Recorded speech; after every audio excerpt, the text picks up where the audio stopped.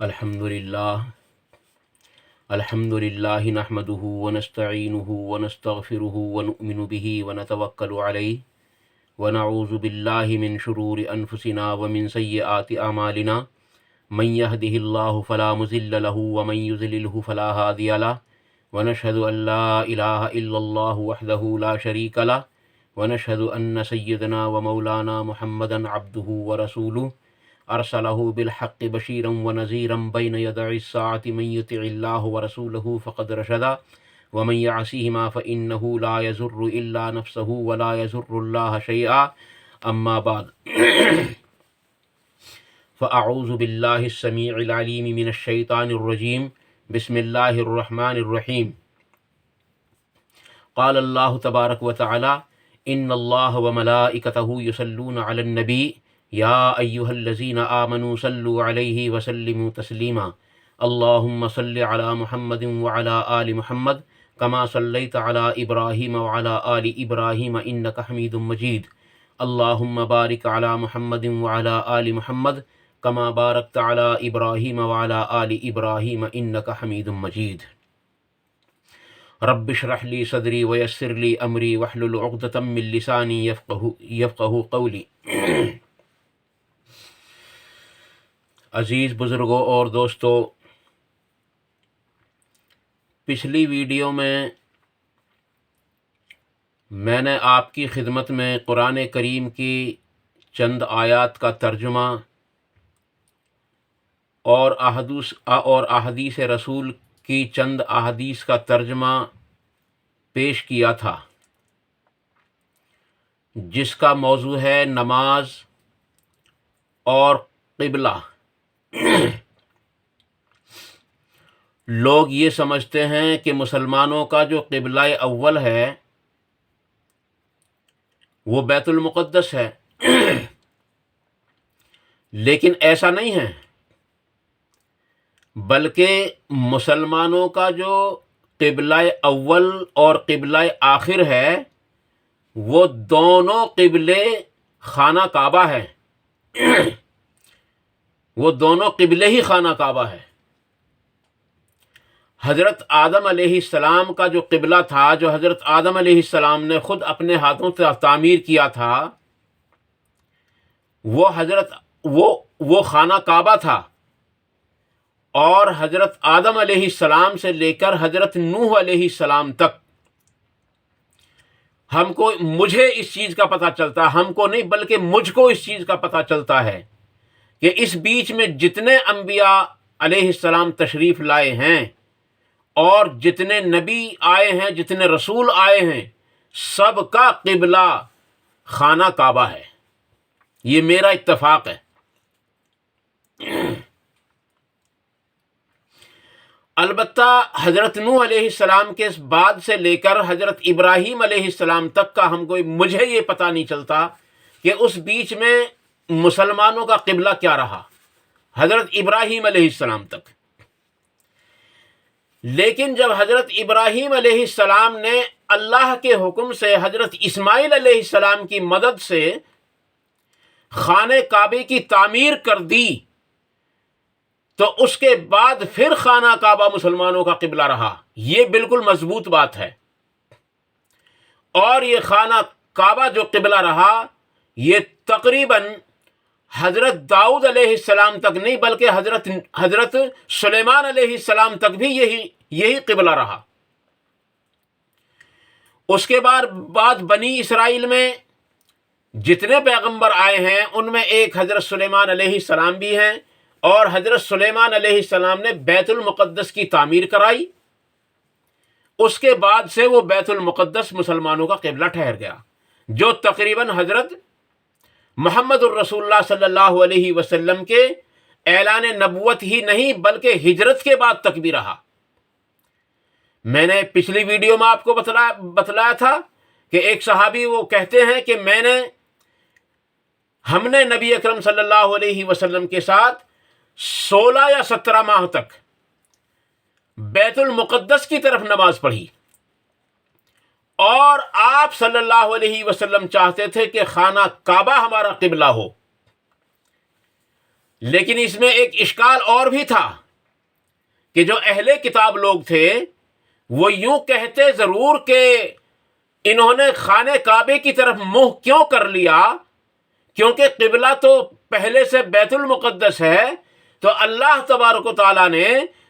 قرآن کریم کے دوسرے پارے کے اندر بالکل شروع میں پہلی آیت کے اندر اس سوال کا جواب دے دیا کہ اے محمد صلی اللہ علیہ وسلم، احمق لوگ تم کو یہ کہیں گے کہ یہ تو قبلے سے پھر گئے اور انہوں نے اپنا قبلہ ہی بدل دیا۔ تو اے محمد صلی اللہ علیہ وسلم، تم ان لوگوں سے کہہ دو کہ مشرق اور مغرب اللہ ہی کے ہیں، اللہ تعالیٰ اس کو ہدایت اور راہ راست پر چلاتا ہے جس کو وہ چاہتا ہے۔ عزیز بزرگ اور دوستو، پتہ یہ چلا کہ جو لوگ قبلہ یعنی خانہ کعبے کے اوپر کیچڑ اٹھاتے ہیں اور کچھ لوگ یہ سمجھتے ہیں کہ اگر خانہ کعبے کی طرف منہ کر کے بھی نماز نہ پڑھی جائے تو نماز نہ ہوگی، وہ اس آیت پر غور کریں۔ اور پھر اس کے بعد میں جو آیات ہیں، جو قرآن کریم کی آیت نمبر 149 ہے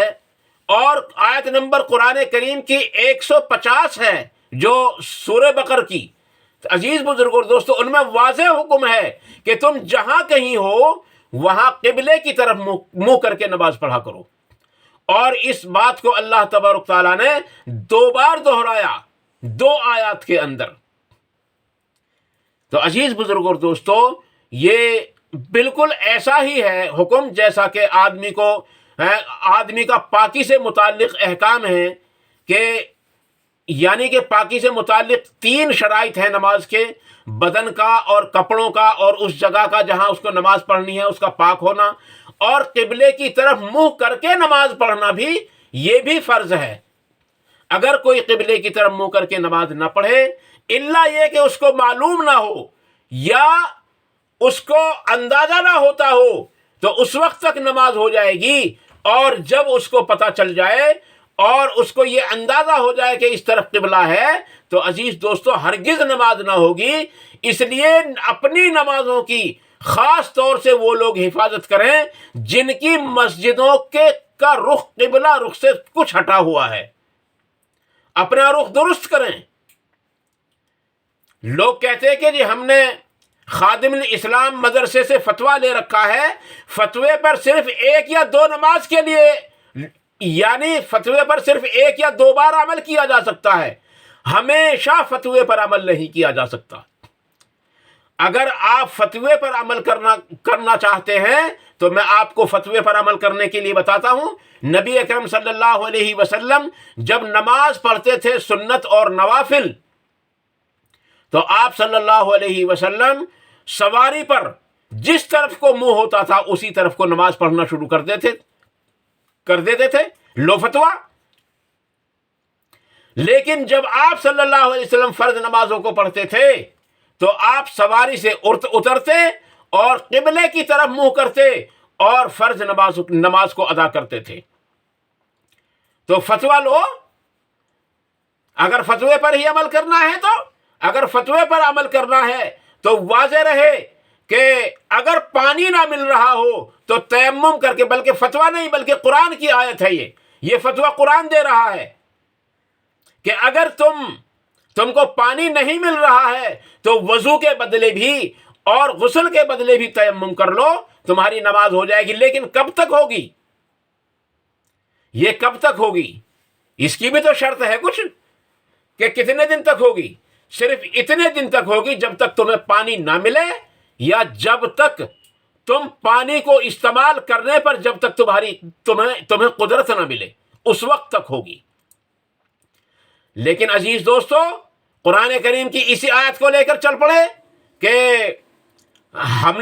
نے جو قرآن کے ترجمے میں پڑھ رکھا ہے تو یہ گمراہی کی طرف جا رہا۔ پھر وہ عزیز دوستو، پہلے ہم غور کریں اور اپنی مسجد کے رخ کو صحیح کریں۔ یہ خاص طور پر مسجد امیر معاویہ جو ہاپڑ رفیق نگر کے اندر ہے، میں اس کے بارے میں کہہ رہا ہوں، اور جن لوگوں نے فتویٰ لے رکھا ہے خادم الاسلام سے وہ علماء کرام کو خواہ بدنام نہ کریں، کیونکہ مفتی جو فتویٰ دیتا ہے وہ سوال کو سن کر دیتا ہے، وہ حالات کو دیکھ کر نہیں دیتا۔ حالات تو تم دیکھ کر کے گئے ہو۔ اور جو لوگ یہ کہتے ہیں کہ صرف 15% بھی آ جائے، تو عزیز دوستو 1 انچ بھی اگر ہٹ گیا، میں کہتا ہوں 1 سوت بھی اگر ہٹ گیا تو 10% تو یاد رکھو 25% نہیں بلکہ 1% بھی یہاں سے خانہ کعبے کی طرف منہ نہیں رہے گا، کیونکہ ہمارے یہاں سے خانہ کعبہ تقریباً 4500 کلومیٹر کی دوری پر ہے۔ آدمی اس رخ پر جتنا دور چلا جائے گا اتنا ہی خانہ کعبے کی سمت سے ہٹتا چلا جائے گا۔ اس لیے عزیز دوستو ہم اپنے رخ کو صحیح کریں، لیکن اگر پھر بھی رخ صحیح نہ ہو، اگر پھر بھی کمی رہ جائے، ہماری عقل کے مطابق، ہماری آنکھوں کے مطابق، ہمارے دل و دماغ کے مطابق اگر پھر بھی کمی رہ جائے تو پھر اس حدیث پر عمل کیا جائے گا۔ کون سی پر؟ نبی اکرم صلی اللہ علیہ وسلم نے ارشاد فرمایا کہ مشرق سے مغرب تک ہمارے لیے اللہ تبارک تعالیٰ نے قبلہ مقرر کر دیا۔ مشرق سے مغرب تک، یہ 25% نہیں ہے بلکہ 100 کے 100% ہے، مشرق سے لے کر مغرب تک۔ اور پھر اس حدیث کے نیچے کومنٹ دیکھو حضرت امام ترمذی رحمۃ اللہ علیہ کے، وہ کہتے ہیں کہ وہ مدینے والوں کے لیے جو مدینے کی طرف رہتے ہیں، یعنی خانہ کعبے سے جتنے لوگ شمال کی طرف رہتے ہیں، شمال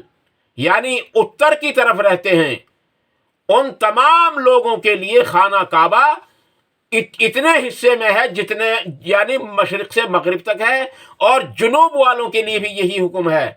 البتہ جو لوگ مشرق میں اور مغرب کی جانب رہتے ہیں ان لوگوں کے لیے جو قبلہ ہے وہ شمال سے لے کر جنوب تک قبلہ ہے، لیکن یہ کب ہے؟ جب آدمی کو اندازہ نہ ہو رہا ہو، جب آدمی کو پتہ چل جائے تو ہرگز نماز نہ ہوگی۔ ہماری اس ویڈیو کو آپ لوگ زیادہ سے زیادہ شیئر کریں تاکہ مسجد امیر معاویہ تک بھی پہنچے اور خادم الاسلام تک بھی پہنچے، تاکہ وہ اصلاح کر سکیں۔ کچھ لوگ کہتے ہیں کہ جی اگر کسی بارے میں علم نہ ہو تو اس پر بولنا نہیں چاہیے، لیکن خاموش وہ رہے جس کے پاس علم نہ ہو۔ اگر کسی کے پاس ایک بات بھی آتی ہو تو اللہ کے نبی صلی اللہ علیہ وسلم کا حکم ہے کہ اس کو ایک سے دوسرے تک پہنچا دو۔ ہاں، اور اگر کوئی یہ کہتا کہ خاموش رہو برائی کو دیکھ کر کے بھی، تو نبی اکرم صلی اللہ علیہ وسلم نے ایمان کے درجے ہی 3 بتائے ہیں۔ سب سے پہلا درجہ کہ اس کو جو ہے پیٹ کر تلوار کے زور پر اور ڈنڈے کے زور پر اس کو سیدھا کیا جائے، اگر وہ نہ مانے تو اس کو سمجھایا جائے، اور اگر وہ سمجھانے سے بھی نہ مانے تو کم سے کم دل میں برا مان لیا جائے۔ یہ سب سے آخری درجہ ہے۔ اور اگر کوئی بول بھی رہا ہو اس برائی پر اور اس کو کہے کہ وہ خاموش ہو جا، تو اس کے بارے میں آیا کہ وہ چپ شیطان ہے، وہ خاموش شیطان ہے۔ عزیز دوستو، میں سبھی لوگوں کی خدمت میں عرض کرتا ہوں، تمام تر وہ مسلمان جو نبی اکرم صلی اللہ علیہ وسلم پر ایمان لائے اور قرآن پر ایمان لائے اور احادیث پر ان کا پورا یقین ہے، تو وہ اپنی نمازوں کی خود حفاظت کریں، کیونکہ نماز دین کا ایک اہم رکن ہے۔ سب سے پہلے فرض ہونے والی چیز نماز ہے، اور سب سے پہلے حساب لینے کے وقت جو سوال ہوگا وہ بھی نماز ہے۔ جس کی نماز کامیاب ہوگی وہ کامیاب اور بامراد ہوگا، اور جس کی نماز میں کمی اور خامی ہوگی وہ ناکام ہو جائے گا اور نامراد ہو جائے گا۔ اس لیے عزیز بزرگ اور دوستو، اس بات کو وہاں تک پہنچائیں، اور ان لوگوں کی خدمت میں جو اس مسجد کے اندر نماز پڑھتے ہیں، امیر معاویہ رفیق نگر ہاپوڑ کے اندر، ان لوگوں کی خدمت میں عاجزانہ طور پر عرض ہے کہ اللہ کے واسطے اپنی مسجد کا رخ صحیح کر لیں، اور اگر کچھ لوگ اس میں 2 جماعت بن جائیں کسی وجہ سے، تو مسجد میں نماز پڑھنا نہ چھوڑیں، بلکہ اپنا رخ صحیح کر کے نماز پڑھا کریں، کیونکہ نماز کے لیے یہ شرط ہے، نماز کے لیے یہ شرط ہے، نماز کے لیے یہ شرط ہے۔ اگر کوئی آدمی ہمیشہ تیمم کرتا چلا جائے اس کی، اور جبکہ پانی بھی موجود ہو، اس کی نماز نہیں ہوگی۔ اگر کوئی آدمی ہمیشہ جو ہے قبلے کی طرف سے منہ پھیر کر نماز پڑھتا رہے تو اس کی نماز نہیں ہوگی، الا یہ کہ مجبوریاں ہوں کچھ۔ وہ مجبوری کیا ہے؟ جیسا کہ پانی پر قدرت حاصل ہونے پر یا پانی ملنے پر وہ تمام جو یعنی کہ وہ عذر جو تھا وہ ختم ہو جاتا ہے اور وضو اور غسل فرض ہو جاتا ہے، اسی طریقے سے جب وہ عذر ختم ہو جائیں، یعنی منہ کعبے کی طرف کو پھیرنے میں، کعبے کی طرف کو پھیرنے میں کوئی روک نہ ہو اور کعبے کی طرف منہ کرنا مشکل نہ ہو، اور خانے کعبے کی یعنی ان حالات میں نماز پڑھ سکتا ہے خانے کعبے کی طرف سے منہ پھیر کر، کہ آدمی خانے کعبے کی طرف کو منہ کر ہی نہیں سکتا، مثلا کوئی باندھ کر ڈال دیا ہو یا ایسا بیمار ہو جو وہ خانے کعبے کی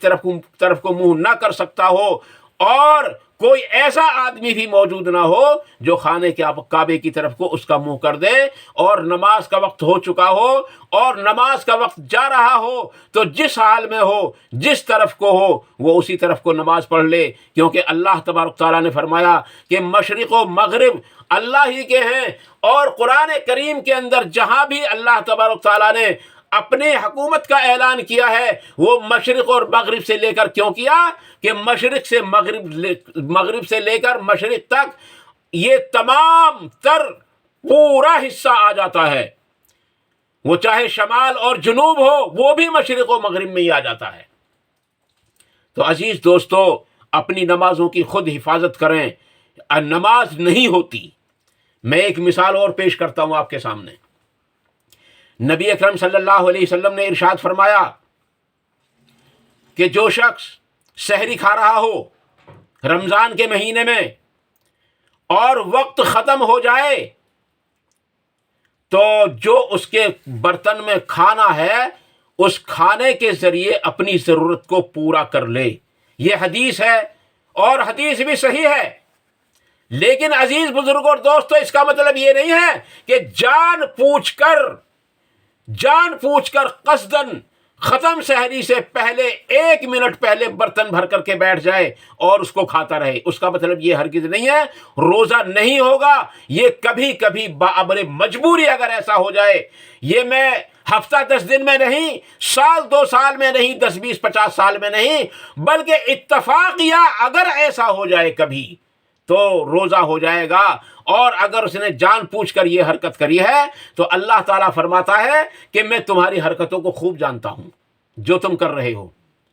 میں انہیں خوب جانتا ہوں۔ اللہ کے نبی صلی اللہ علیہ وسلم نے خود ارشاد فرمایا کہ تمام اعمال کا دار و مدار نیتوں پر ہے،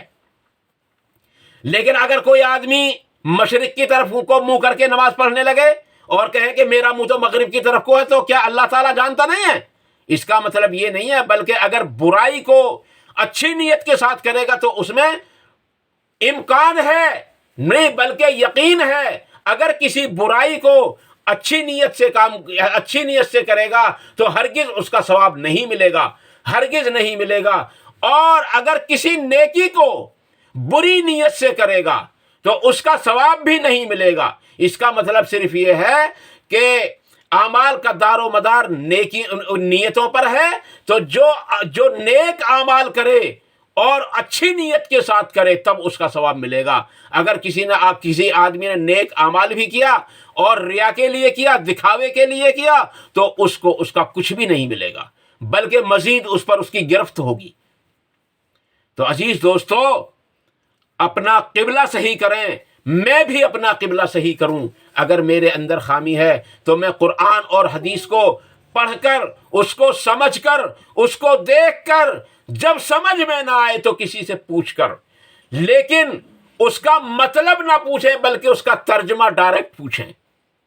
کیونکہ اگر مطلب پوچھو گے، تفسیر پوچھو گے، تو اس میں کہیں نہ کہیں اپنا لقمہ ضرور ڈال دے گا وہ آدمی۔